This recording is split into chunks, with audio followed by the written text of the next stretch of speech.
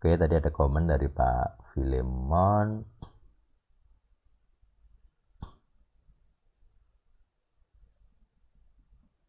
Untuk diskusi, salah satu pandangan LOA Kristen mengambil ayat Markus 11:24. Oke, terus Filipi 4 ayat 8. Oke, saya cek dulu.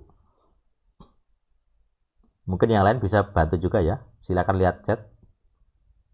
Ada ayatnya.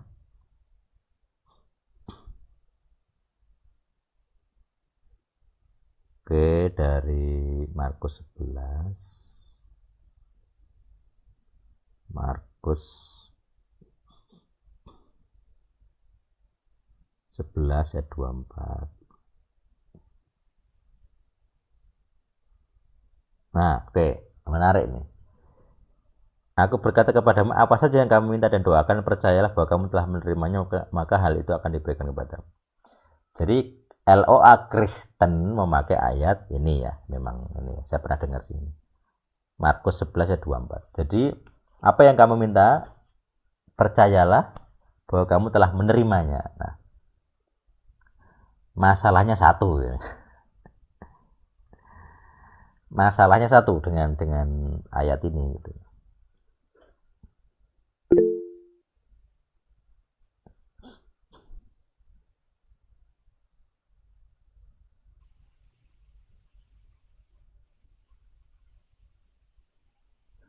Masalahnya adalah di perikop Markus 11 itu kan pembahasan tentang pohon ara yang dikutuk gitu ya.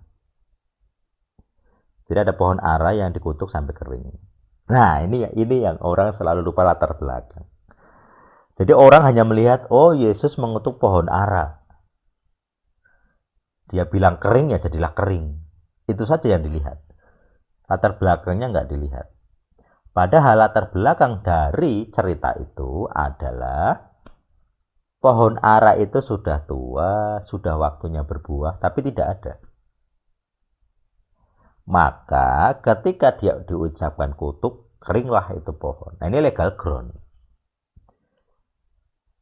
Jadi kalau kita mengucapkan sesuatu terus terjadi, itu ada alasannya. Bukan sekedar kita ngomong terus terjadi, bukan seperti itu. Ini memang kalau orang ngambil dari hanya satu ayat dari Markus 11 ayat 24, orang hanya mengambil, oh kamu harus mempercayai telah menerimanya. Jadi kalau kamu sudah minta dalam doa, kamu telah menerimanya. Nah ini, bedanya dengan LOA, satu, ada latar belakangnya yang tidak dibahas. Tidak ada legal groundnya. Jadi kenapa pohon ara itu kering? Karena dia tidak berbuah. Gitu ya. Jadi ketika dia ucapkan, Yesus mengucapkan itu terjadi, itu karena ada legal ground yang kena, ada celahnya, yaitu pohon ara itu tidak berbuah. Karena itu hukuman atau kutuk, maka artinya ada dosa, ada kesalahan. Gitu ya. Jadi kalau kita mengucapkan kutuk ke orang, terus orang itu punya celah legal ground, maka terjadi. Gitu. Sedangkan di apa namanya, di LOA itu nggak ada sejarahnya, nggak ada legal groundnya. Orang hanya mengucapkan, orang hanya membayangkan, lalu terjadi, itu saja. Nggak ada legal groundnya, nggak ada latar belakangnya. Ini yang beda dari ayat ini. Terus yang kedua, ada doa di situ ya.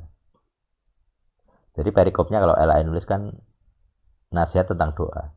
Nah doa itu nanti di ayat 26, 25, 26. Jika kamu berdiri berdoa, ampunilah dahulu dosa orang lain kepadamu, maka kamu diampuni. Jadi doa di ayat 24 itu terjadi jika di ayat 25 kamu mengampuni orang yang bersalah kepadamu dulu. Gitu. Nah ini yang kalau ngambil ayat 24 tidak dibahas ayat lain itu begitu. Jadi ayat 24 itu terjadi kalau ada syaratnya. Di 25-26 adalah kamu harus mengampuni orang yang bersalah kepadamu. Itu prinsipnya. Jadi doa LOA tidak ada pengampunan. Bedanya di situ dengan LOA.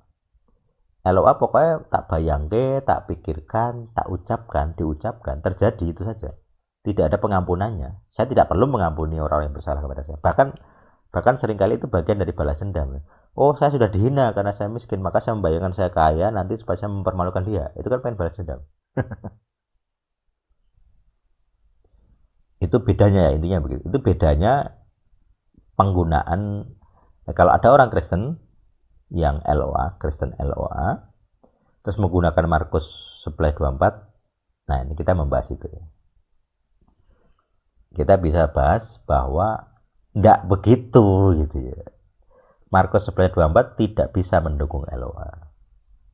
Karena 25:26 pasti kamu lupa.